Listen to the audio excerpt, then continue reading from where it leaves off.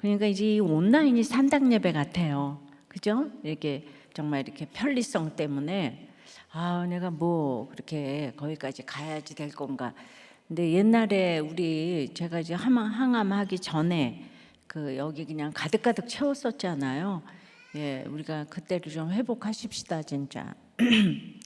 하나님은 예, 정말 같이 모여서 기도할 때 하나님께서 역사해 주시는데 예, 이제 온라인으로 이렇게 드리니까 드리다가 막 제 설교에 신경질이 나서 막 꺼버리고 이러신다고 그래요.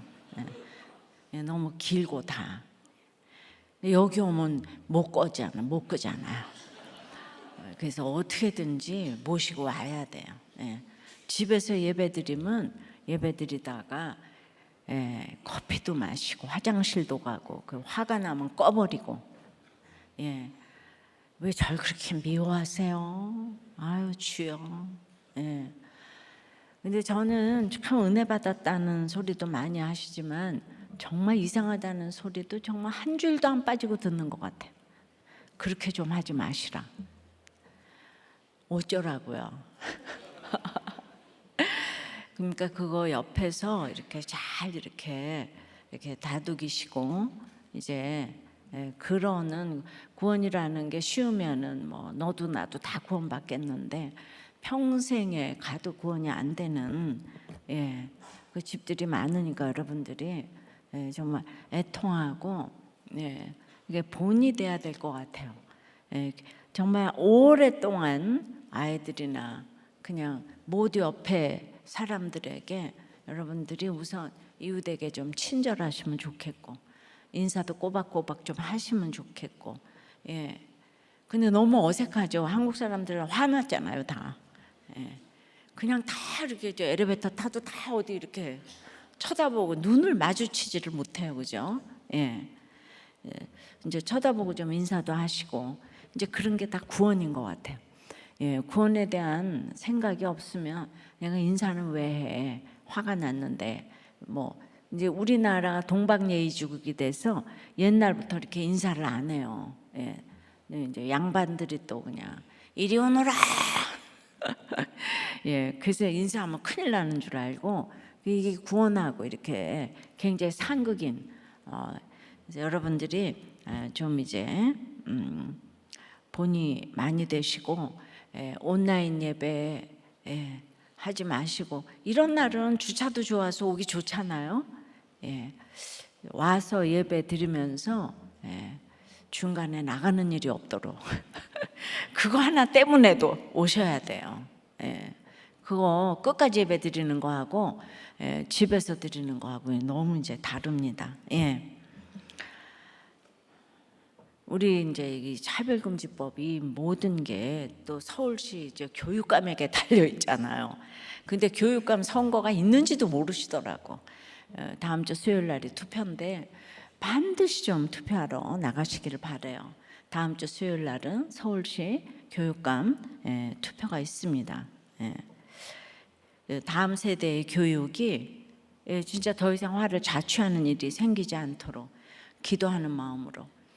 근데 이제 요새 이제 모든 도덕과 모랄이 정말 땅에 떨어진 것 같아요. 그래서 너무 정말 그 안타까움이 있고요. 우리도 교회도 이제 또 강하면 나가야죠. 그러니까 아니 또 우리도 교회가 안 나가면 누가 나가겠어요? 20년을 매주 기도를 해왔는데 그래서 이거 가지고 여러분들이 뭐라고 그러시면 안 되고 정말 다음 세대를 위해서 그 예배 시간에 또 이제 나가야 되겠다고 생각이 됩니다. 오늘 처음 출전하는 이제 사실 처녀 출전이라는 건 관용어로 이렇게 쓰이는 얘기인데요. 정영아 이렇게 이제 목사님 또 이제 최초원지기님 반갑습니다. 여러분 저녁 드시고 오셨나요? 여러분 어떤 고기를 좋아하시나요? 저는 이렇게 목살을 좋아하는 고기 폭식남 목살남 정영아 목사입니다. 이렇게 우울할 때 저는 이제 아내 몰래 이제 고기를 사다가 이제 김치와 함께 구워서 야채와 반드시 매운 청양고추와 마늘까지 사서 이렇게 쌈을 싸서 먹으면 이렇게 모든 스트레스가 이렇게 다 날아가 버리더라고요. 그래서 저는 이렇게 고기만 보면 참 이렇게 기분이 이렇게 좋아지는 것 같아요. 그런데 제가 이렇게 목살을 좋아해서 목살남이 아니고요. 제가 우리들 교회 와서 이렇게 목장에서 살아난 남자 정영환 목사 인사드립니다. 네. 오늘 살아난 이야기를 통해서 함께 은혜 나누기 원합니다. 먼저 언약의 말을 듣고 지키려면 첫째, 일단 들어야 합니다. 1절을 보시면 예레미야에게 임한 말씀이라고 합니다. 예레미야는 이렇게 자신이 하고 싶은 말을 하는 사람이 아니라 철저하게 이 하나님의 메시지를 전하는 대언자였습니다. 그래서 예레미야는 해야 하는 말을 유다 백성에게 전했고, 예레미야가 말할 수 있는 조건은 먼저 들어야 하는 것이었습니다. 일단 들려야 우리에게 순종할 수 있는 기회가 주어지는 것 같습니다. 그래서 들리지 않으면 사실 그 기회조차 얻지 못하게 됩니다. 저는 결혼 고난과 직장 고난의 흉년을 지나면서 하나님 어떻게 저한테 이러실 수 있습니까? 제가 잘못한 게 뭐가 있습니까? 하면서 하나님께 원망하면서 불평했습니다. 이렇게 억울함과 피해의식, 열등감에 쩔어서 살았던 제가 우리 교회에 와서 하나님을 향해서 어떻게 이러실 수 있느냐고 했는데, 그 어떻게가 왜로 바뀌게 되었습니다. 그리고 목사님께서 항상 이렇게 왜를 붙여보라고 하시면서 이렇게 띵크하기 시작했습니다. 그러니까 이렇게 하나님이 왜 내게 이런 시간을 허락하시는 걸까?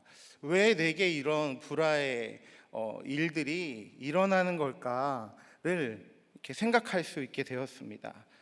그러면서 하나님께서 사람과 사건을 통해서 저를 양육하셨다는 것이 깨달아졌습니다. 그래서 큐티할 때 여러분 어떻게가 아니라 이렇게 왜를 붙여서 큐티를 하시면 말씀으로 해석받는 인생이 되는 줄로 믿습니다. 저의 죄패는 완악함과 교만입니다. 그래서 저는 겉으로 이렇게 잘 듣는 것 같지만 이렇게 듣다가 그럼 그렇지, 네가 그럴 줄 알았어, 그러니까 안 되지 라고 속으로 이 정죄와 판단의 화살을 쏘아대는 사람입니다. 2절에서 예레미야는 하고 싶은 말이 아니라 해야 하는 말을 하는데, 저는 늘 하고 싶은 말을 하는 사람이었고, 들어야 할 말을 듣는 것이 아니라 듣고 싶은 말만 들으면서 살아왔던 것 같습니다. 그런데 하나님께서 속지 않으시는 하나님께서 이 결혼의 언약 안에 저를 이렇게 메워주셔서 아내와의 이 불화의 시간을 통해서 비로소 저의 힘이 빠지고 저의 성품이 다 완전히 드러나게 하셨습니다. 이렇게 저희 집안을 보면 경기도 화성에서 할아버지께서 배달꾼을, 그 옛날부터 배달꾼을 두시고 여러 명을 두시고 이렇게 술 장사를 했던 집안이었습니다. 근데 안타깝게도 할아버지께서 불의의 사고로 한쪽 눈을 크게 다치시면서 이제 더 이상 그 배달 이 술을 파는 일을 할 수가 없었어요. 그런데 그때부터 저희 집안은 이렇게 술의 잔을 기울이는 집안이 되었던 것 같습니다.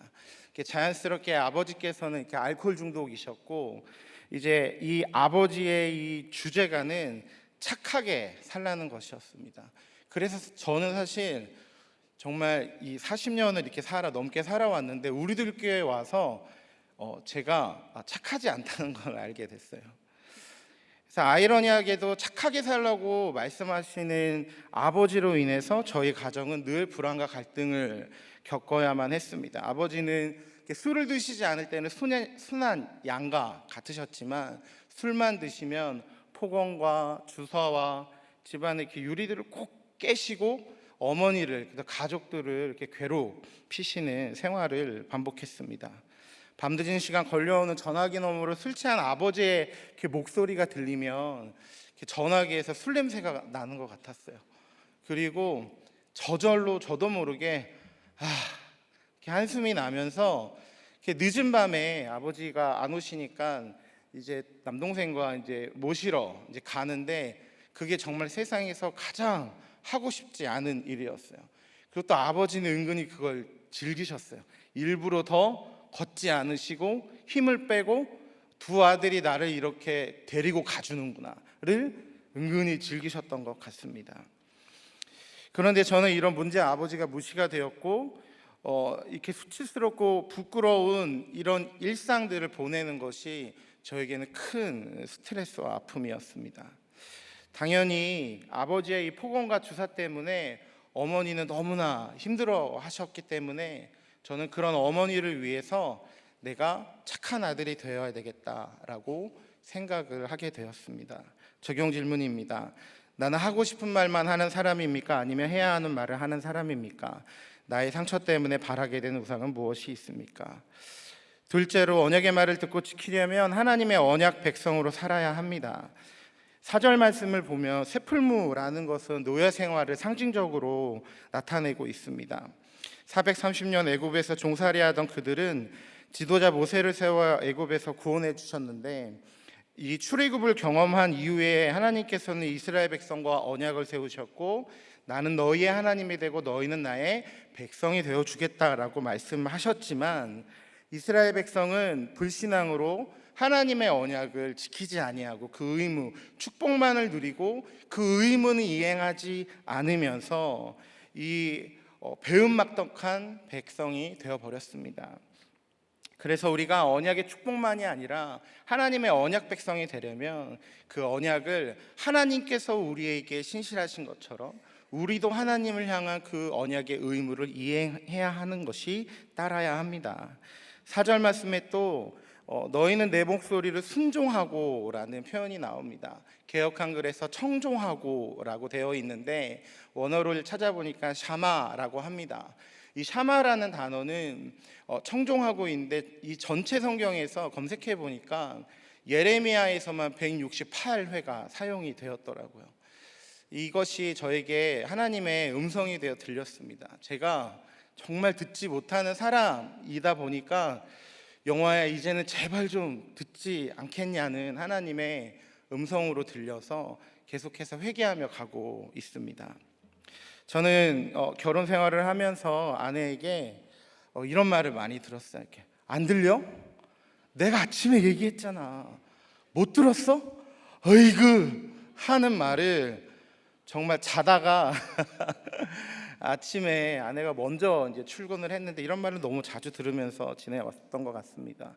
그렇게 아내가 화를 내고 비명을 지르면 한 3일은 갔던 것 같아요. 네. 그런데 이제 어느 날 제가 아내와 다투다가 혈기가 올라와서 저도 그게 아니라고 이렇게 버럭 이렇게 혈기가 올라왔어요. 그 전까지 잘 참았는데 더 이상 이제 못 참겠더라고요. 그러니까 아내도 사실은 그때 완전히 이제 몸도 힘들고 마음도 힘들고 아내도 폭발한 거예요. 그래서 저한테 딸이 조금만 더 크면 지긋지긋한 당신과 난 안 살 거라는 해달별이 떨어지는 사건이 저에게 일어나게 되었습니다. 이 쇠풀무와 같은 고난 속에서 지내다 보니까 결국은 사역의 자리에까지 번아웃이 왔고 일한 만큼 인정받는 것으로 위안을 받으면서 하루하루 근근히 살아갔는데 그 사역 그 끝이 아내와의 불화가 정말로 끝이 보이지 않아 사역도 결국은 내려놓게 되었습니다. 결혼 생활에는 퇴근이 없는 것 같습니다. 네. 그래서 도망갈 수가 없는 거예요. 이제 최고의 공격수인 아내와 이제 이 수비수인 이제 저는 이제 아내의 기가 막힌 다툼이 끊이지 않는 상황에서 이제 술을 드시지 않을 때 아버지가 순한 양과 같다고 했는데 함구증도 있으셨더라고요. 그러니까 흔히 말하는 삐지는 거죠. 그러니까 저는 아내 앞에 서면 이제 입을 다물고 계속해서 시간을 보내니 답답한 아내는 정말 미쳐서 돌아갈 지경이었죠. 그러니까 모든 테러가 차단된 작은 방에서 공격수 아내 앞에서 입을 다물고 있으면 아내가 이렇게 이야기를 했어요. 내가 살면서 내가 너 같은 놈은 진짜 처음이라고 저한테 이야기하면서 그렇게 또 말을 하는 아내를 보는데, 어릴 때 이제 폭행과 주사로 또 힘들게 했던 아버지와 오버랩이 되었습니다.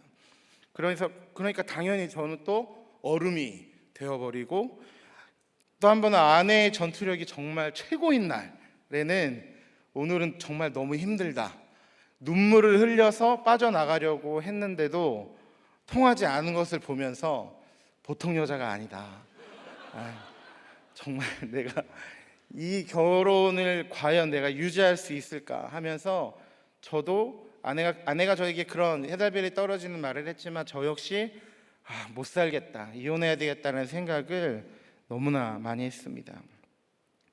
아내는 성향이 T이고 극 T이고 저는 극 F입니다. 대화를 할 때 저는 느낀 점을 이야기합니다. 그럼 아내는 극 T이니까 시간으로, 숫자로, 이성과 논리를 따라서 이야기를 하거든요. 그러면 잘 듣거든요. 그러니까 대화가 안 되는 거야. 이렇게 완전히 불통이었던 아내와 갖은 협박과 회유를 하다가 포기해버리고 저를 투명인간 취급을 하니까, 감히 나같이 착하고 말 듣는 이런 문제가 없는 남편을 이렇게 대한다고 생각하면서 이 결혼은 잘못했다, 그리고 하나님이 틀렸다라고 원망하면서 그렇게 불평을 했습니다. 착한 아들로 살아야 했던 어린 시절부터 저는 말이 없었기 때문에 생각과 마음을 건강하게 표현을 하지 못했습니다. 이렇게 목장에 가면 이렇게 잘 표현하고 잘 이렇게 싸우더라고요. 이게 건강한 거잖아요. 근데 저는 늘 괜찮은 척 했지만 속은 지옥을 살았던 거죠.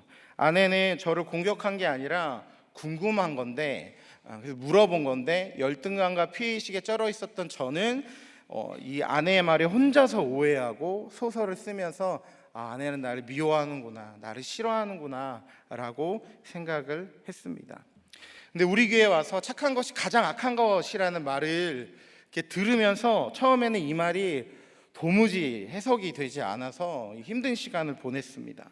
근데 양육을 받으면서 제가 얼마나 믿음이 없는 사람인지, 경건주의의 겉모습을 이렇게 꾸미고 화려하게 치장하는 사람인지 깨달아졌습니다. 그래서 지금은 착한 게 악하다라는 말이 조금은 이해가 됩니다. 이게 착한 사람은 내가 죄인이라는 것을 인정하기가 어렵고, 죄인이라고 하면 발끈하고 굉장히 기분 나빠하는 사람이 바로 저란 사람이었습니다. 회개 없는 착함과 정직이라는 의로움이 있는 사람은 자기 죄를 보는 것이 참 어려운 것 같습니다. 그래서 아내와 갈등 속에서 아내를 늘 가해자, 저를 피해자로 만들어 놓고 갈등을 만드는 아내를 목회의 장애물로 여겼고, 이런 제가 우리들 교회에 와서 자기 객관화가 되어가면서 제가 겉으로 착한 척하지만 정말 배려와 친절이 없고 저밖에 모르고 소통이 안 되는 문둥이라는 것이 깨달아졌습니다.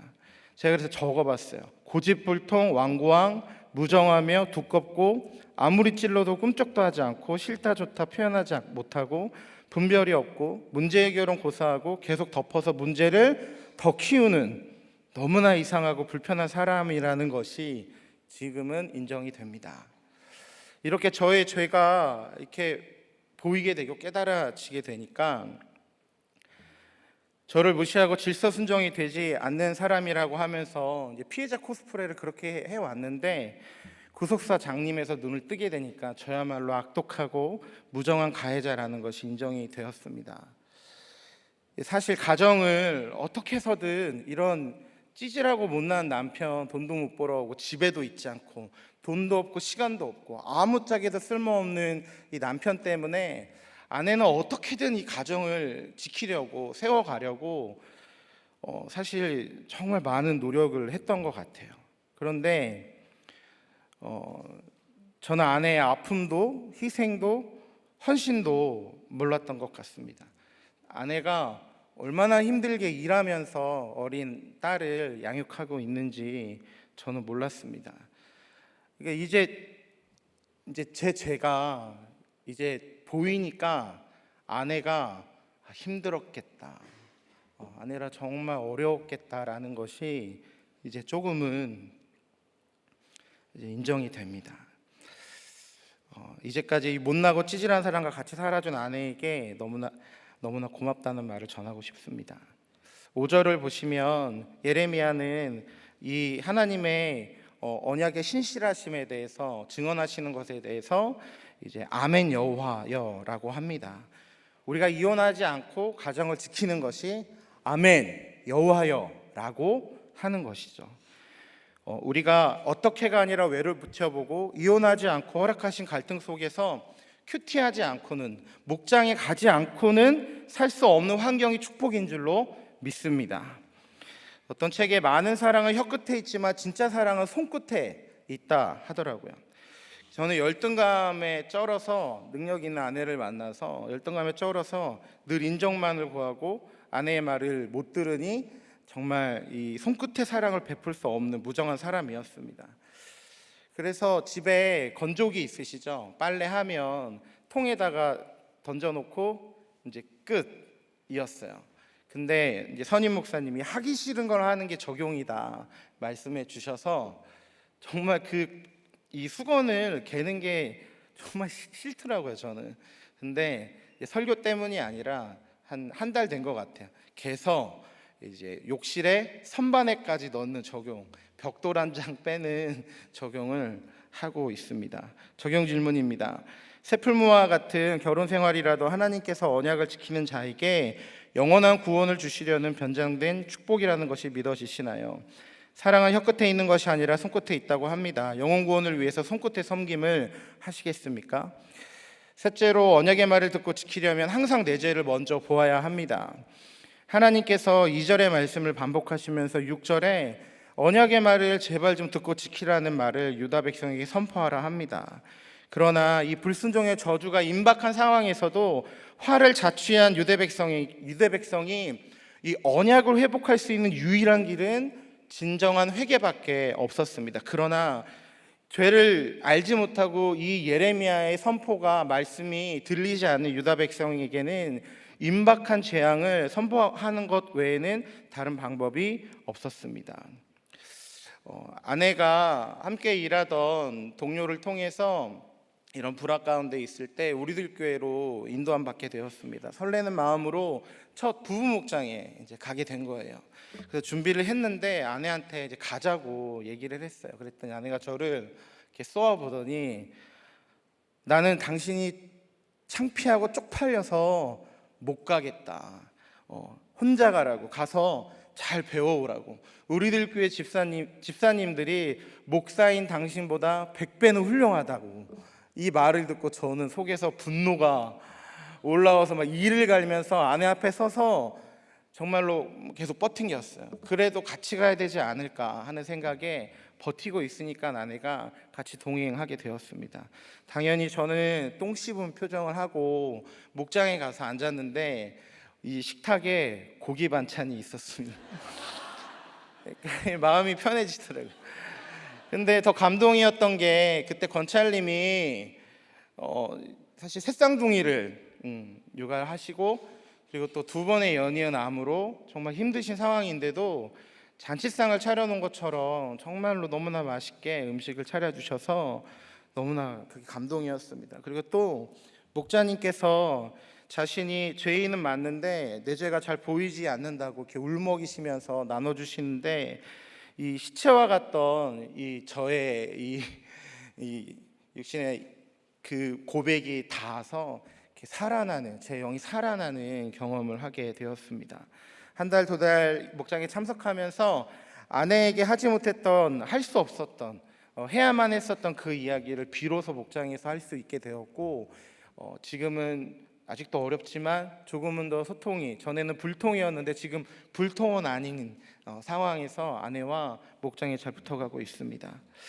우리들 교회에 면접 보는 날 큐티 말씀이 마음을 완고하게 하지 말라는 히브리서 3장의 말씀이었습니다.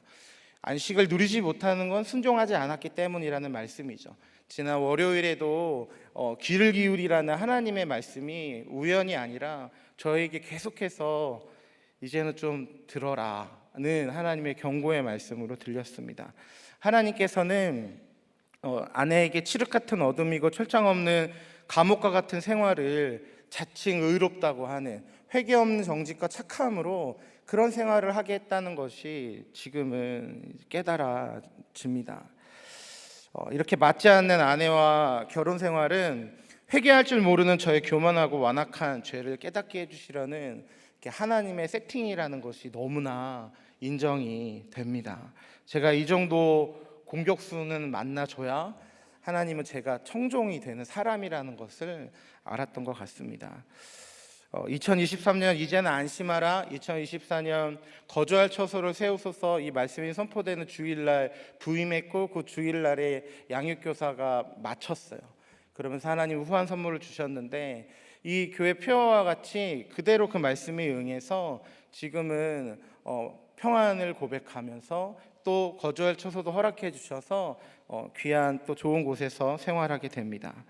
우리는 그렇지만 되었다 함이 없기 때문에 오늘은 되지만 내일은 안 됩니다. 그래서 날마다 우리는 말씀 듣고 큐티하고 양육 받아야 합니다.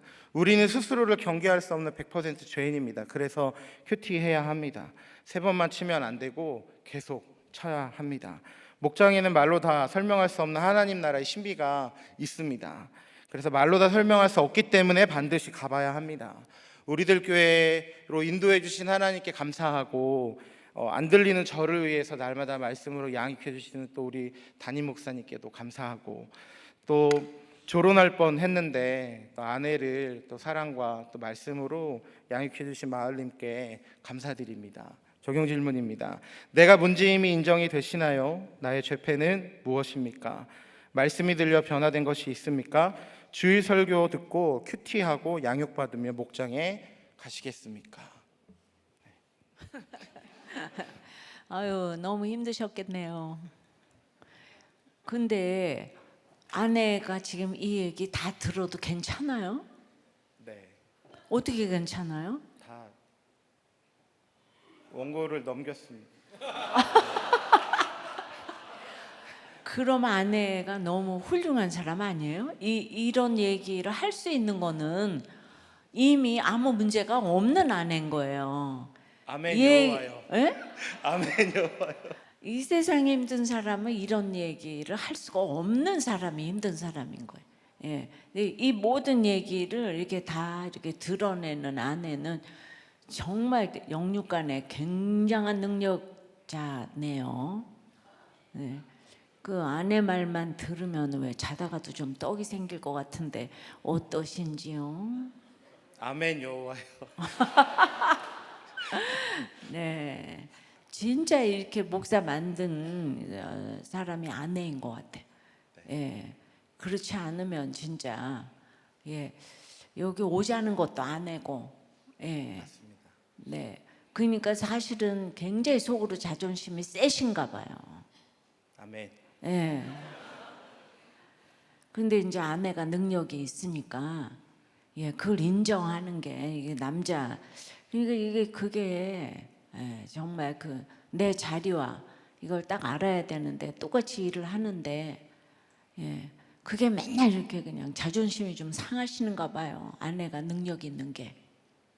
네, 열등감에 제가 예. 정말 쩔어 있는 것 같아요. 아니 그러니까 이 저기 세상 그 잣대를 예, 금송아지 돈으로 생각하니까 예, 그 저기 막 자존심이 상하는 거지.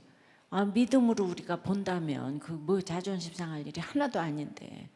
돈 없는 사람은 다 능력 없어서 이 자존심 상하면 그거 안 되는 거지요. 그거는 그런 문제가 아닌 것 같아요. 네. 뭔지 이렇게 살짝 이렇게 그거가 이제 좀 그려지긴 하는데, 예, 그래도 너무 착하게 살아와서 착하게 살아온 게 아니고 착하게 보이려고 살아와서 이게 저기 깨지는 게 진짜 어려우신 것 같아요. 네, 목사님. 처음에 양육 1대1 띵크 양육 받을 때 같이 양육 받았던 집사님, 일산에 유명한 집사님 계신데 그분은 죄패가 되게 화려했어요. 막 도박 막 네. 몇십억 막. 예. 근데 저는 뭐할 말이 없더라고요. 죄가 없어. 네, 예. 맞습니다. 네. 그래서 예. 힘들었습니다. 그러니까 모든 사람들에게 인정받고 착해야 그걸로 너무 이렇게 둘러싸고 있으니까 그러니까 이제 뭐 한마디만 해도 그냥 확 그냥 이 자존심이 상하는 데다가 아내가 또 너무 또 능력이 출중하시니까 이제 그러니까 우리가 저런 부부도 굉장히 많으리라고 생각을 해요. 사실은 뭐 여자의 머리가 남자인데 남자의 머리가 그리스도인데 이거를 딱 인정하는 부부가 많지가 않은 거예요. 모든 부부가 이렇게 능력으로 얘기를 하고 그걸 이제 우리들 교회가 바꿔가야 되는데 진짜 저기 천하보다도 귀한 것이 구원이고 모든 능력의 능력이신 하나님을 내 등에 업으면 우리 자존감이 팍 살아날 텐데 이제 그게 안 돼서 그거 이제 똑같이 예수 믿는데도 이 능력으로 생각을 하면 이 저 싸움이 나는 그냥 그칠 날이 없을 것 같아요. 믿음의 자존감으로 이렇게 돼야 되겠는데 그래도 T하고 F하고 사는 건 정말 고난의 풀무불은 맞아요. 정말 T하고 F하고는 살 수가 없네 진짜. 그래도 이렇게 지금 이제 말씀으로 하나가 돼서 이렇게 설교를 원고를 지금 넘겼다고. 그걸 지금 다 인정하신 거잖아요. 우리 이 대단한 거죠. 하여튼 우리도 꽤 잘 오신 것 같긴 하네요. 사역 다 떠나서 부부간에 회복이 돼야지 사역도 하고 아이도 키우고 다 키우는 거 아니에요, 그죠? 아유 너무 수고하셨어요. 지금 양육 받으랴 그냥 집에 가서 수건 갤랴 그냥 또 순종하랴 그냥 또 깨달아야 되고 적용할 이게 그렇지만 평생에 다시 없는 양육의 순간이라고. 사실 모든 목사님 부부도 이렇게 똑같이 다 적용을 다 전국에 있는 전 세계에 있는 목사님들도 이렇게 다 똑같이 적용하시고 그런 어떤 뭐 이거가 그게 문제 경제적인 문제가 아니고 내 믿음의 문제라고 진짜 생각이 되는데 아주 믿음으로 이렇게 당당하게 되시는 정 목사님 되시기를 바랍니다. 은혜 받았습니다. 기도하겠습니다. 우리 인생의 피난처 되시고 생수의 근원이 되시는 하나님, 저는 내 죄를 모르니 아내와 불화는 화를 자취한 저의 결론이었습니다. 내가 옳다는 옳고 그름으로 회개 없는 착함과 정직으로 다른 사람을 불편하고 힘들게 만든 죄인인 것을 인정합니다. 그러나 이제 언약의 말씀을 듣고 순종하기 원하오니 이타적인 영혼의 사명을 잘 감당하는 인생이 되게 하여 주옵소서. 예수님의 이름으로 기도합니다. 안녕하세요. 신임 초원지기 최정미 집사입니다. 제가 무대 공포증과 울렁증이 심해서 이 자리를 너무 피하고 싶었는데 피할 수 없는 자리라는 것을 알기에 연약하고 부족한 모습 그대로 두렵고 떨리는 마음으로 서게 되었습니다. 오늘 본문 5절 말씀에 하나님께서 언약을 이루리라 한 것인데 오늘이 그것을 증언하느니라 하신 것처럼 저에게도 오늘이 바로 하나님의 언약을 이루신 일을 증언하는 날이 되었습니다. 부족함이 있어도 불쌍히 여겨주시면 감사하겠습니다. 오늘 하나님께서 우리에게 주시는 말씀은 예레미야 11장 1절에서 8절까지의 말씀으로 큐티인 제목은 언약의 말을 듣고 지키라입니다. 11장이 기록된 시기는 유다의 성군 중 한 명인 요시야 왕이 종교개혁을 일으키고 난 후입니다. 종교개혁으로 예배가 회복되고 성전이 회복되었던 시기입니다. 그런데 유다 백성들은 하나님의 말씀에는 귀 기울이지 않았습니다. 하나님을 떠나 우상을 섬기는 악한 길에서 돌이키지 않았습니다. 이처럼 패역하고 음란한 하나님의 백성들을 향해 오늘도 하나님은 언약을 상기하고 죄에서 돌이켜 회개하고 말씀대로 살라고 하십니다. 언약의 말을 듣고 지키려면 첫째, 날마다 말씀을 듣고 말씀대로 적용하는 삶을 살아야 합니다. 1절과 2절입니다. 여호와께로부터 예레미야에게 임한 말씀이라 이르시되 너희는 이 언약의 말을 듣고 유다인과 예루살렘 주민에게 전하라. 예레미야에게 여호와의 말씀이 임한 것은 그가 항상 여호와의 말씀을 듣는 자였기 때문입니다. 말씀은 그것을 듣는 사람에게 임합니다. 아무리 크고 분명하게 전해지는 말씀도 평소에 듣지 않으면 내게 임하는 말씀이 되지 않습니다. 예레미야에게 임한 여호와의 말씀인데 말씀을 듣고 전하는 것은 예레미야뿐만 아니라 너희라고 하십니다. 곧 공동체가 들어야 할 말씀인 것입니다. 그리고 듣는 것으로 끝나면 안 되고 전해야 합니다. 비록 환경이 변하지 않더라도 매일 나에게 주시는 말씀을 잘 들으면 내게 임한 그 말씀이 나의 삶을 진단하고 치료합니다. 그러므로 날마다 큐티하는 것이 하나님과 언약을 세우는 것입니다. 저는 불신 가정에서 태어났습니다. 중학교 시절 가족 중 유일하게 믿음 생활을 하는 작은 언니를 따라 교회를 다녔습니다. 그때부터 교회 공동체에 속해 예배를 드리고 봉사도 하며 오랜 시간 신앙생활을 했지만 말씀을 귀 기울여 듣지 않았습니다. 대학 시절 기독교 동아리에 몸 담은 적이 있었는데 그때 선배 언니가 함께 큐티하자며 인도했지만 귀찮게만 여겨져서 그 언니를 피하고 멀리 했던 적도 있습니다. 저도 하나님을 부정하고는 생각할 수 없었고 하나님을 믿고 천국을 사모하는 것 같은데 말씀에 귀 기울이지 않으니 엮이는 가정의 환경이 주님을 만날 수 있는 최고의 환경이라는 것을 모른 채 그저 상황과 환경, 사연에 갇혀서 어찌할 바를 모르고 슬퍼하며 숨기고 감추기에 급급하며 살았습니다. 그래서 나에게 닥친 많은 문제들을 진단하고 치료하지 못한 채 환경 탓, 가족 탓, 하나님 탓을 하며 미움과 원망, 피해 의식으로 점점 세상 명예와 권세, 물질 등의 헛된 소망만 품고 제약 가운데 빠져 살았습니다. 언약의 말을 듣고 지키려면 둘째, 우리를 지키고 보호하셨던 하나님의 신실한 언약을 기억해야 합니다. 3절에 이 언약의 말을 따르지 않는 자는 저주를 받을 것이니라 라고 하십니다. 성경에는 축복의 말씀보다 저주의 말씀이 더 많이 기록되어 있습니다. 이 언약의 말을 따르지 않는 자는 저주를 받을 것이라고 오늘도 저주의 말씀을 먼저 하십니다. 유다 백성들이 우상을 숭배하고 하나님을 버리고 하나님 말씀과 상관없이 인생을 살아가니까 하나님은 너무 답답하고 안타까우셨을 것입니다. 그래서 저주받기 전에 어서 돌이키라는 하나님의 애타는 마음을 깨닫게 됩니다. 이처럼 하나님의 말씀이 들리는 것이 축복이고 말씀이 안 들리는 것이 바로 저주입니다. 4절은 출애굽할 때 하나님께서 모세를 통해 주셨던 약속의 말씀입니다. 이스라엘의 기원은 사실상 출애굽에서 시작합니다. 야곱의 시대에 기근을 피해 애굽으로 내려왔던 그의 후손들이 애굽에서 400년을 살았습니다. 그들은 모세가 등장하기까지 애굽에서 번성했습니다. 하지만 세월이 지나며 요셉을 알지 못하는 다른 왕이 일어나서 이스라엘 백성들을 학대하기 시작했습니다. 출애굽기 2장 24절에서 25절 당시 상황이 나와 있습니다.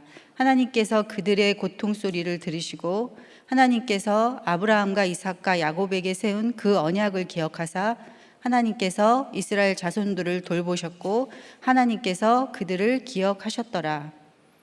하나님께서 야곱에게 약속하신 것을 잊지 않으셨다는 것입니다. 하나님은 모세를 통해 종살이하던 이스라엘 백성들을 고통의 땅 애굽에서 출애굽시켜 주셨습니다. 그리고 출애굽에서 그치지 않고 이스라엘 백성을 하나님의 백성으로 세우시기 위해 모세를 통해 계명을 주셨습니다. 하나님이 이스라엘 백성들에게 주시고자 하는 언약의 말씀이 나와 있습니다. 그것은 하나님의 말씀대로 순종하고 행하면 그들은 하나님의 백성이 되고 하나님은 그들의 하나님이 되어 주신다는 것이었습니다. 그리고 또 하나님은 그들에게 젖과 꿀이 흐르는 땅을 주리라 언약을 하셨습니다. 하나님은 40년 광야 생활 동안 이스라엘 백성들을 낮에는 구름 기둥, 밤에는 불 기둥으로 인도하셨습니다. 그리고 언약의 땅으로 안전히 들어가게 하셨습니다. 하나님은 신실하게 언약을 지키셨습니다. 저는 이북이 고향인 부모님 사이에서 이남 삼녀 넷째로 태어났습니다. 피난 중에 아내와 어린 딸을 잃은 친할아버지는 그 충격에 술로 세월을 보내셨기에 큰아들인 저희 아버지가 동생들을 돌보며 일찍부터 가정을 책임지셨다고 합니다. 아버지는 새로운 일을 찾아 인천에 터를 잡고 그곳에서 사업을 시작하셨습니다. 아버지는 사업을 하시자마자 가정은 등한시하셨고 사업을 핑계로 술과 음란에 빠져 외도를 일삼다가 외도녀와의 사이에 아이가 생기자 그때부터 아버지의 두 집 살림이 시작됐습니다. 아버지는 부재 중일 때가 많으셨기에 집안의 대소사와 아버지 사업 뒷바라지까지 모두 엄마의 몫이었습니다. 그래서 두 분이 만나기만 하면 싸움이 잦았는데 그때마다 아버지는 폭언과 무시로 엄마를 대했고 폭행을 행하기도 하였습니다. 어린 저에게도 엄마의 삶은 너무나 고단해 보였고 버림받은 것 같은 엄마와 우리들이 불쌍하게 여겨졌습니다. 야곱이 라헬의 소생 요셉을 편애하여 채색 옷을 입혔던 것처럼 저도 그런 기억이 있는데 아버지가 엄마 모르게 저와 남동생을 데리고 공원으로 나들이를 간 적이 있었습니다. 그런데 어디선가 공주 옷을 입은 한 여자아이가 나타나 아버지에게 아빠라고 부르며 뛰어오는데 아버지가 이 아이를 안아주며 좋아하는 모습을 보면서 상대적으로 동생과 제 모습이 초라하게 느껴졌고 이방인 같은 느낌을 받았습니다. 위로 딸 둘을 낳고 얻은 오빠는 엄마의 우상이었습니다. 그런 오빠가 사춘기가 되면서 일탈 행동이 시작되었습니다. 아버지와의 전쟁에 오빠의 전쟁까지 집안은 정말 쑥대밭이 되었습니다. 이런 가정 환경으로 인해 저는 불안과 두려움이 많았고 숨기고 싶은 가정사가 있으니 점점 말수가 줄고 소심하고 남의 눈치를 보며 주눅들어 자존감이 낮은 아이로 성장했습니다. 자존감이 낮은 사람은 피해의식이 있어 늘 상처를 받고 무시당했다고 느끼며 소통이 안 된다고 하셨는데 칭찬은 부담스럽고 비난에는 상처를 받으며 무기력하게 적당주의로 살았습니다. 그 당시 엄마는 절에 다니며 때마다 점을 치고 집안 곳곳에 부적을 붙이는 등 무속신앙을 믿으셔서 언니랑 제가 교회 다니는 것을 심하게 반대하셨습니다. 교회 갈 때마다 엄마의 눈치를 보고 안색을 살피며 조심할 수밖에 없었습니다. 이래저래 마음 둘 곳이 없는 저는 마음이 힘들고 지칠 때마다 이 힘든 환경에서 건져달라고 울며 하나님께 부르짖는 기도를 많이 했습니다. 언약의 하나님께서는 저의 부르짖는 기도에 구원으로 응답해 주셨습니다. 불신자였던 엄마가 군대 간 동생의 전도로 함께 교회에 다니게 되셨고 지금은 형제들 모두 예수님을 믿고 신앙생활을 하고 있습니다. 언약의 말을 듣고 지키려면 셋째, 언약의 말씀을 따르지 않은 내 죄를 고백하며 회개해야 합니다. 이스라엘의 역사는 한마디로 배반의 역사인 동시에 고난의 역사였습니다. 조상 때부터 끊임없이 하나님을 배반했습니다. 하나님께서는 수많은 선지자를 보내 끊임없이 간절하게 경계하셨습니다. 그러나 그들은 하나님의 말씀을 듣지 않았습니다. 그래서 하나님께서는 그 신실한 언약의 규정대로 심판만이 남아있음을 이들에게 드러내고 있습니다. 대학에 들어가니 화려한 세상 문화가 기다리고 있었습니다. 좋은 환경, 사회적으로 명망 있는 부모님과 최고 학벌의 형제들을 둔 친구들을 사귀며 풍요와 번영과 쾌락의 세상 재미를 알게 되니 온통 마음을 그곳에 빼앗겨 점점 하나님을 잊어갔습니다. 아버지와 오빠로 인해 부정적인 남성상이 있었기에 조건이 좋은 남자를 만나 사랑받고 제 삶을 업그레이드하고 싶어서 대학 내내 미팅신에 빠져 살았습니다. 하지만 막상 원하던 조건의 상대와 사귀는 상황이 되면 열등감으로 제가 먼저 선을 그으며 건강한 만남을 할 줄 몰랐습니다. 원가정 환경에 열등감이 컸던 저는 자녀들은 나보다 좋은 환경에서 으뜸이 되는 삶을 살기 바라는 세상 가치관으로 자녀들의 학업에 열심을 냈습니다. 아이들도 어느 정도 기대에 부응해 주니 이 모든 것이 저의 야망과 욕심이라는 것을 깨닫지 못하고 좋은 엄마라고 착각하며 아이들을 계속 채근했습니다. 오직 자녀 교육에 열을 올리며 하나님의 말씀에 순종하지 않으니 저에게 하나님의 심판 사건이 왔습니다. 어느 날 잠을 자고 일어나 거울을 보니 한쪽으로 입이 돌아가 있었습니다. 구안 와사였습니다. 이 일로 6개월 이상 치료의 과정을 거치며 모든 학교 활동을 내려놓고 집안에서 두문불출할 수밖에 없었습니다. 치료를 완전히 끝마치지 못하고 있을 때 전혀 계획이 없던 일이 찾아왔습니다. 그 당시 회사에서 승승장구하던 남편이 원하지 않던 중국 북경 주재원으로 발령이 나게 되어 갑작스럽게 한국에서의 생활을 정리하고 중국으로 나가게 되었습니다. 이 모든 사건들이 끊임없이 간절히 경계하시는 하나님의 뜻임을 그 당시에는 전혀 깨닫지 못하고 혼란스러워만 했습니다. 하나님은 하나님의 백성으로 신실하게 살지 못하는 저를 연고도 없는 곳으로 빼내셔서 다시 신앙을 회복하도록 기회를 주신 것입니다. 낯선 환경에서 몸과 마음이 가난해진 저는 예배를 회복하고 비로소 말씀에 귀 기울이게 되었습니다.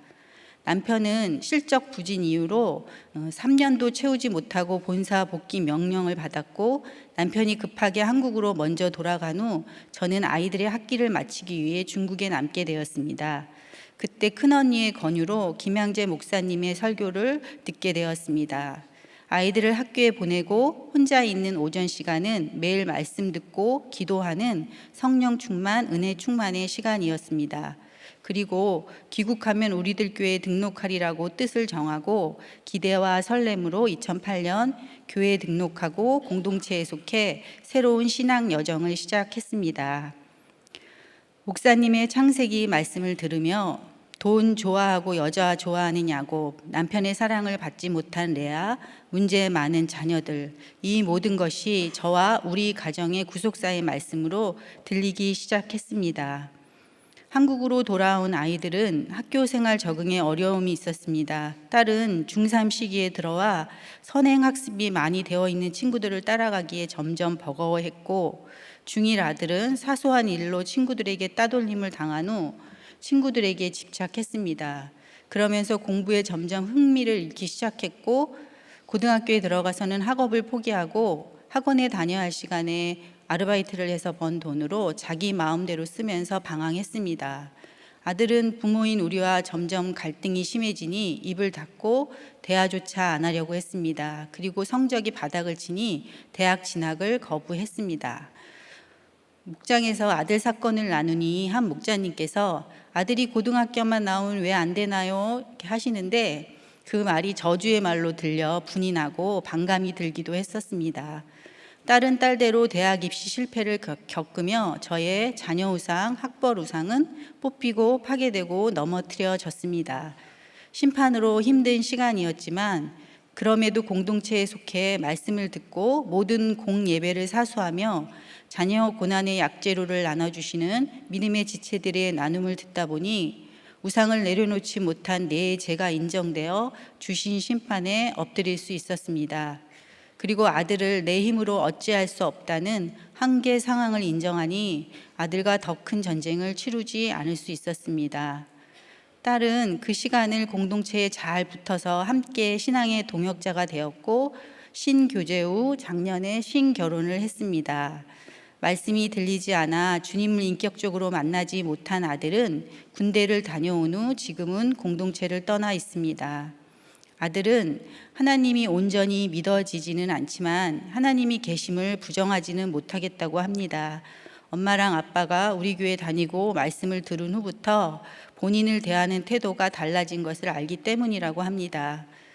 아들의 구원을 위해 구속사의 가치관으로 일상을 잘 살아가는 모습을 보이는 것이 우리 부부의 역할과 사명임을 다시 한번 깨닫게 됩니다.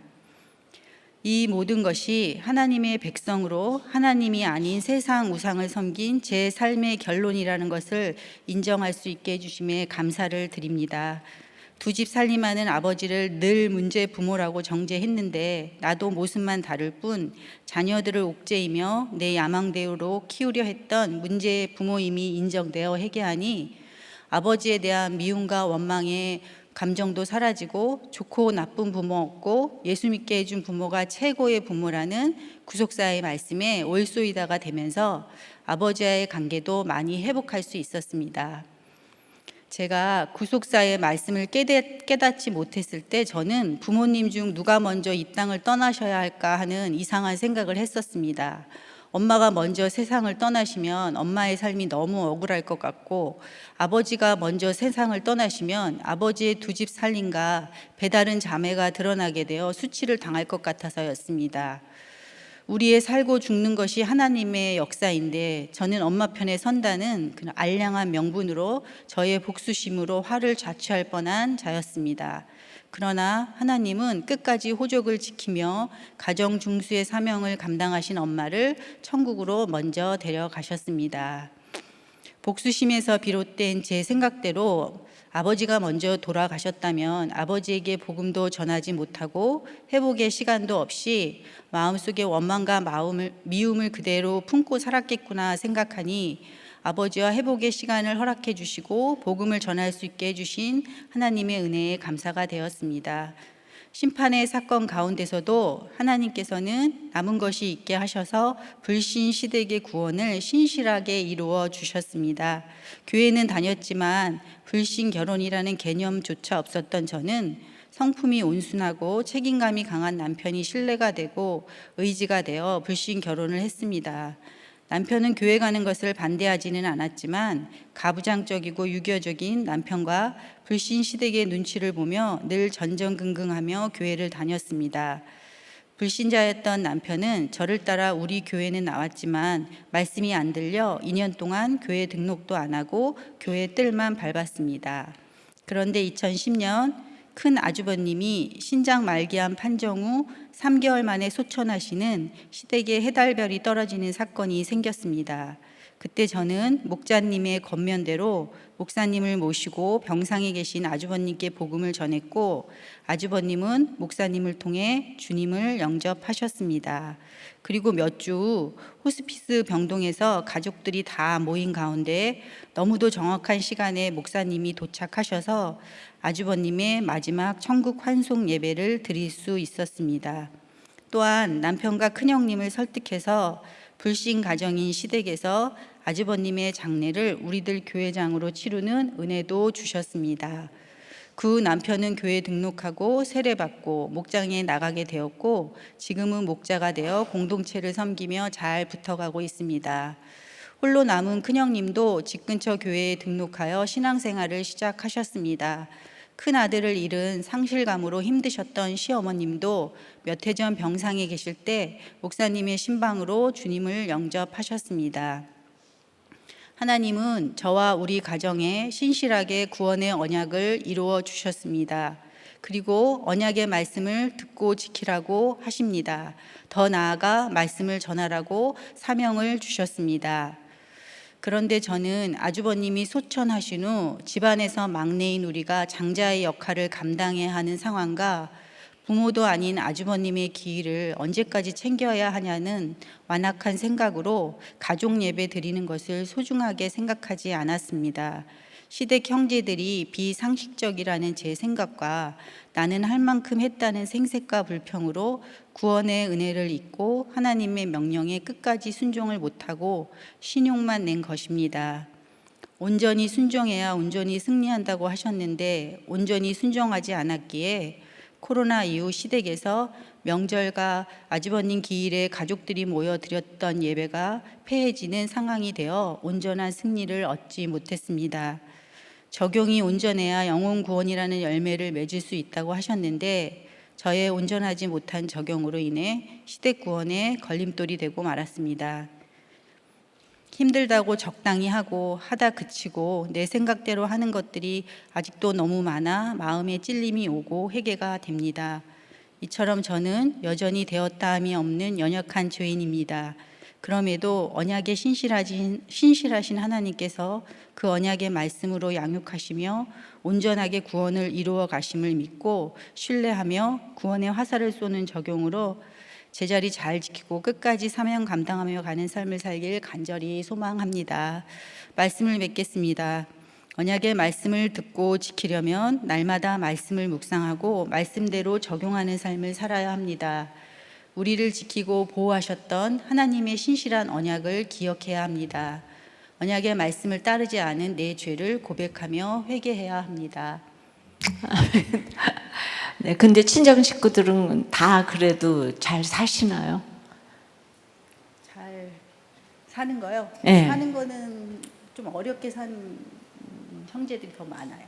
아, 뭐라 그럴까? 그 작은 엄마. 예, 거기는 잘 살고 있나요? 그것도 몰라요? 아니요. 이 얘기를 하게 되면 길어지는데 아버지가 저희 엄마 돌아가시고 또 다른 분이 있으셨더라고요. 그래서 그게 밝혀져 갖고 예. 그때 굉장히 제가 많이 분노하고 아버지 안 볼 것처럼 그랬는데 이제 목자 모임 같은 데서 나누니까 평원님이 아버지 그건 중독이다. 죽기 직전에도 침대에서도 그럴 수 있는 일이다. 이렇게 말씀을 해주시는 걸 들으면서 아버지 그 문제는 중독이구나. 그게 이제 좀 받아들여지니까 그냥 넘어갈 수 있었던 것 같아요. 그러면은 지금은 이제, 세 번째 분하고 계세요. 두 번째 사셨던 분이 아버지가 연세가 드시고 사업하시던 자금을 그 두 분이 하시다가 다단계로 사업하고 남았던 돈을 많이 없애셨거든요. 그래서 그러셨는지 좀 힘들게 하셨던 것 같아요, 아버지를. 그리고 이제 세 번째 만났던 분은 좀 잘 네. 해주시고. 아유, 파란만장하세요. 그런데 호적에는 엄마만 올라가 있나요? 그러니까 그분이 호적을 저는 엄마가 돌아가시면 호적을 바꿔서 본 부인으로 올라갈 줄 알았는데 요즘 그 자식이 저기 배다른 동생이 저희 엄마 이름으로 되었었으니까 네. 본인은 자식이 없잖아요. 네. 그러면 이제 국가에서 주는 그 네. 혜택을 받을 수 있어서 그랬는지는 모르겠는데 네. 호적 그냥 그대로 가시죠. 그러니까 정말 엄마는 레아군요. 호적을 지켰네요. 네, 네. 그러니까 여러분 평생을 살아도 라헬은 호적에 못 올라가요. 여러분 그걸 아셔야 돼요. 예, 이제 자녀들은 이제 올라간 거죠. 자녀는 예, 자녀는 네, 네. 근데 우리 시절에는 그런 분들이 많이 계셔가지고 예. 근데 우리가 유교적인 가치관으로 이제 그러면 막 너무 이제 가족의 비밀에 이제 그 출생과 이거 모든 것에 연루된 일이 많으니까 예. 근데 우리 최 집사님의 언니가 이렇게 소개를 했다 그랬잖아요. 예, 언니 우리도 교회 좀 나오시나요? 아니 언니는 인천 살아서 예. 원래 다니던 교회 다니다가 근데 설린교회로 바꾸셨어요. 언니는 여기를 전하고 예, 공동체. 그런 분들 참 훌륭하신 분 많네요. 근데 이렇게 한 분 이렇게 전화하셔서 한 사람이 해석을 하니까 네, 집사님 가정에 가장 축복은 아들이 속을 새기는 것 같아요. 네, 오늘도 와줄 것 같았거든요. 예. 근데 약속 있다고 안 오겠다고. 좀 실망했어요. 근데 집사님 아들이 속새기지 않았으면 이 모든 구원의 역사가 아무것도 이루어지지 못할 뻔했어요. 예, 아들이 잘했으면 집사님 복수심에 불타가지고 최고만 부르짖고 다른 식구들 구원 아무것도 상관이 없을 텐데 오늘 간절히 경계하며 끊임없이 하나님께서 말씀하시는 그것이 우리가 이제 자녀 우상이 최고로 하는데 뭐 딸이 잘해도 이 아들이 속을 새기니까 그냥 아주 그냥 그 체감 온도가 너무 대단하셔서 아들한테 정말 참 꾸벅 절하고 싶네요. 여러분 아들 하나가 안 돼서 이 집에 예수가 들어올 수 없는 이 집에 하나님이 끊임없이 간절히 경계해서 이렇게 순종하도록 그 아들이 지금 역사를 해서 이 친정 시댁이 그냥 전부 다 예수 믿고 이렇게 하게 되고 또 이렇게 남편 우리 한덕희 집사님은 그렇게 성실하고 온순한 성격에 예수 믿기가 하늘의 별 따기였을 텐데 그런 분이 제일 힘든 거예요. 온순하고 책임감 강한 사람들 정말 예수 믿기 제일 어려워요. 그런데 이제 아들이 이렇게 속을 새겨줘서 너무 고맙고 또 이제 그런데 집사님 권사님 아니 우리 초원님은 제일 잘못한 게 그 집에 예수 하나도 안 믿는데 아버지 돌아가셨는데 그 예수 믿을 기회를 그렇게 추도 예배를 드릴 기회를 그거를 그냥 어떻게 그럴 수가 있어요? 진짜 그거는 너무 잘못하신 것 같아요. 예수가 들어오는 길을 이렇게 이제 네, 이렇게 우리가 살다가 예수 믿는 거 자체가 상급이 안 되고 결국은 또 이제 우리 집의 안녕과 질서를 위해서 예수도 믿어야 되니까 이렇게 구원 자체가 상급이 되지 않아서 그 기회를 이렇게 놓쳤지만은 얼마 안 되는 시간에 정말 예수 안 믿었으면 지금 전부 다 원수 그냥 막 맨날 다 정죄할 텐데 예수님은 당신이 나보다 옳도다 해서 예수 믿게 돼서 그 아버지도 이렇게 이제 전부 다 이렇게 믿게 되고 너무 정말 이런 얘기를 들으면 우리는 늘 가슴이 이렇게 막 그냥 너무 감사하고 또 이렇게 미어지고 여러분들도 여러분 가정에 그 삶을 해석을 잘해서 해결이 되고 예수만 믿으면 최고인 줄 알고요.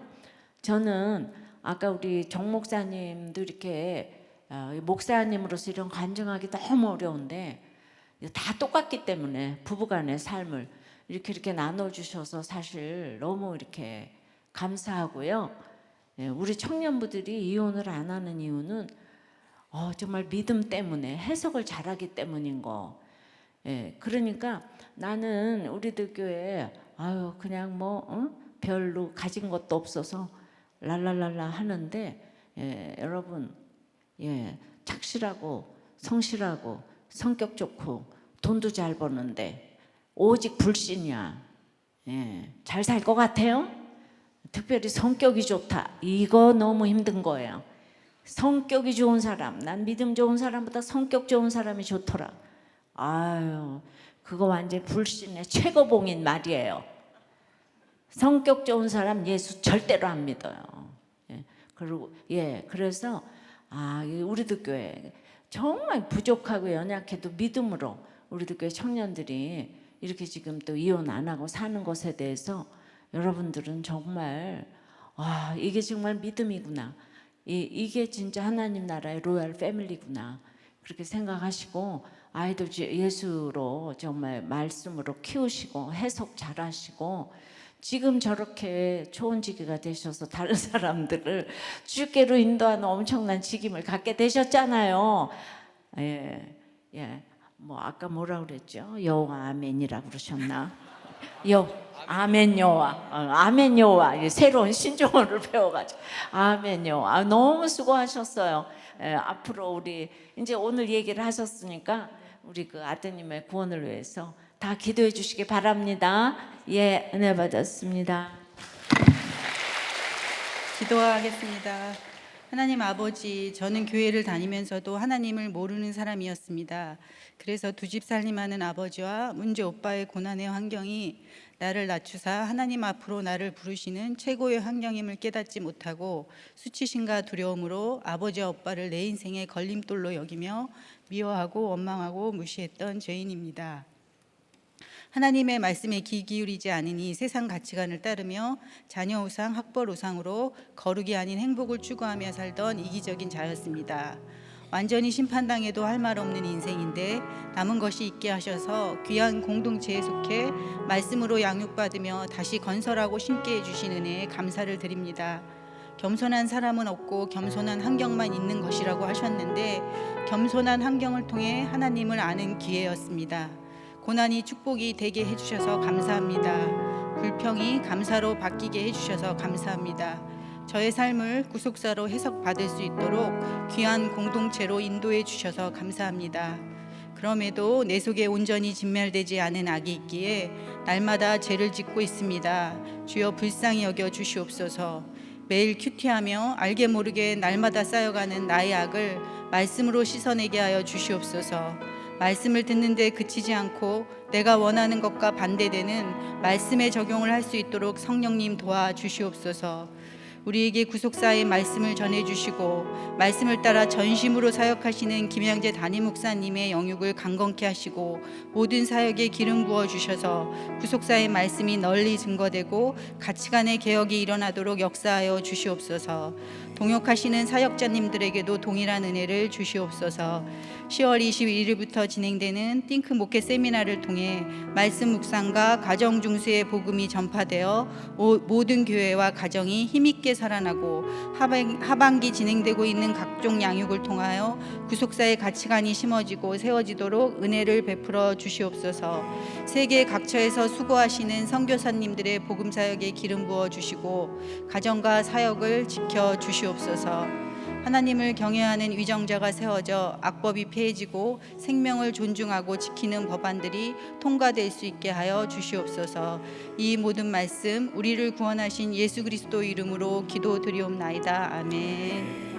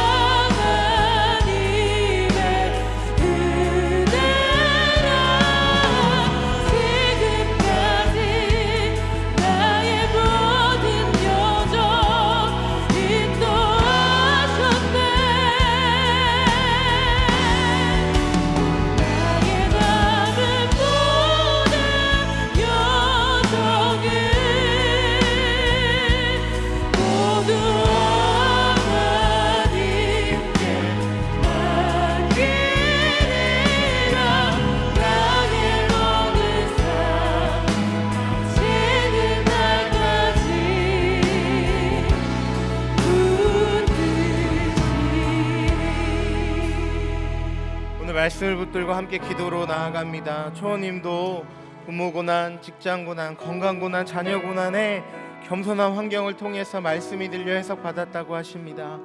하나님, 우리에게 허락하신 모든 고난이 구원의 사건이 되게 하여 주시고 꽂고 파괴하고 파멸하여 넘어지는 풀무불 같은 우리의 고난 속에서도 반드시 주의 말씀으로 심고 건설하여 세워주신 하나님을 향한 믿음을 달라고, 우리의 모든 기쁜 날과 슬픈 날에도 하나님은 신실하셔서 하나님 우리를 구원하여 주셔서 우리를 살려주신 그 구원의 약재료를 통하여서 사명 감당하는 인생 되게 해달라고 이 시간 다 같이 주여 한번 부르짖고 통성으로 기도하며 나아갑니다.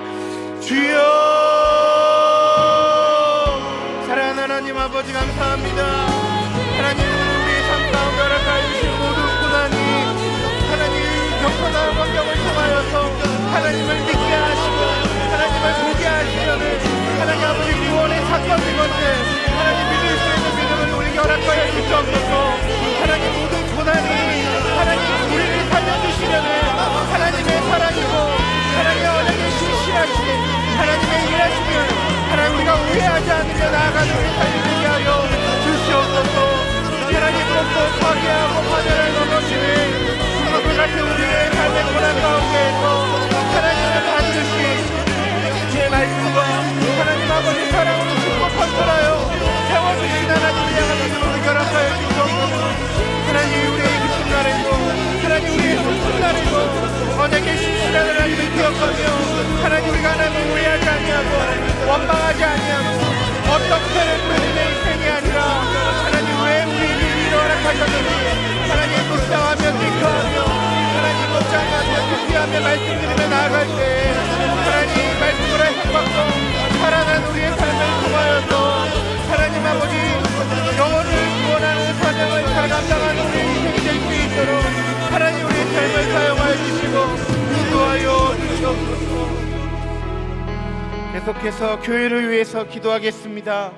진행되고 있는 모든 양육과 또 청년부 간의 신교제, 신결혼을 위해서 하나님 결혼 예배학교와 띵클러브가 진행되고 있는데 하나님 낳고 낳는 하나님 영적 후사를 낳는 하나님 그러한 귀한 양육이 되게 해달라고 하나님 10월 21일부터 24일까지 진행되는 제19회 띵크 목회 세미나를 통하여서 참석하는 모든 목회자 가정과 성도님들에게 하나님 청종하는 말씀이 들려 내가 옳도다에서 당신이 옳도다의 구속사가 뚫리고 열려 가정 중수 말씀 묵상 운동이 강에서 바다로 뻗어나가도록 이를 위해 준비하는 모든 사역팀 가운데 차질 없이 목회 세미나를 준비하고 섬길 수 있도록 지혜와 성령 충만을 주시고 강의를 맡으시는 담임 목사님의 영역에 강건함을 달라고 이 시간 주여 부르짖고 다 같이 기도로 나아갑니다.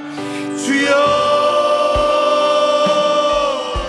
하나님 아버지 하나님 일대의 싱크 양육과 싱크 양육 교사 하나님 예목원과 예목투 청년부 간의 하나님 아버지 결혼 예배학교와 띵클러브를 통해서 하나님 낳고 낳는 신교제와 신결혼의 하나님 아버지 청년부 간에 이루어져서 하나님 아버지 계속해서 하나님의 나라가 믿음의 가정이 세워져서 낳고 낳는 하나님 아버지 절친생과 하나님 나라가 하나님 아버지 우리가 절벽 시대를 살아가고 있는데 하나님 이 나라 가운데 하나님 우리가 낳고 낳는 역정부사를 낳는 하나님 아버지 이를 통하여서 하나님의 나라를 세워가고 하나님 영원의 사명을 감당하는 믿음이 될 수 있도록 우리 청년들을 세워주시고 하나님 인도하여 주시옵소서.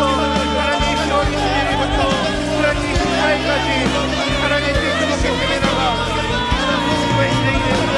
참석하는 모든 목회자 가정과 성도님들에게 하나의 말씀이 들려 하나님 옳도다에서 하나님 당신이 옳도다가 나는 구속사가 뚫리고 하나님 아버지 가정적으로 말씀 묵상 운동이 하나님 감사바다로 뻗어나갈 수 있도록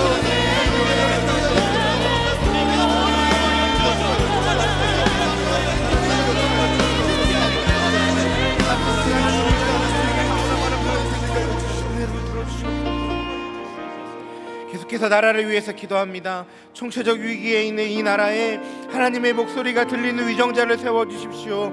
창조 질서를 거스르는 모든 악법들이 폐기되고 생명 살리는 태아 생명보호법이 속히 제정되고 지역과 이념을 뛰어넘어 하나님 내가 옳도다가 아니라 당신이 옳도다 고백하며 오직 말씀으로 하나 될 수 있도록 한 번 더 주여 부르짖고 다 같이 기도합니다. 주여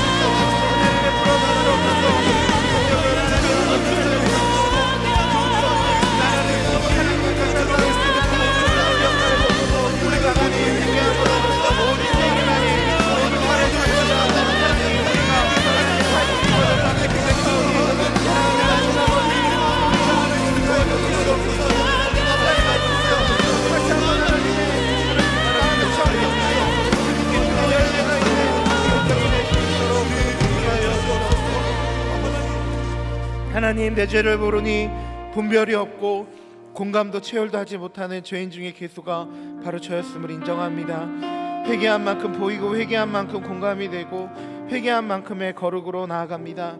하나님, 우리가 스스로 경계할 수 없는 부패한 인생입니다.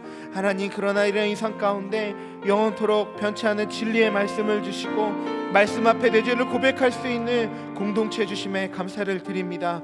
주님 오시는 날까지 우리 모두가 살아난 이야기로 영혼구원의 이타적인 사명을 감당하는 모든 인생이 되게 하여 주시옵소서. 이제는 우리 주 예수 그리스도의 은혜와 하나님의 극진하신 사랑과 성령님의 위로교통 충만케 하심이 말씀에 청종하여 사명 감당하기로 다짐한 성도님들과 이 땅의 교회와 선교사님들의 모든 복음 사역 위에 영원토록 함께 하시기를 축원하옵나이다. 아멘.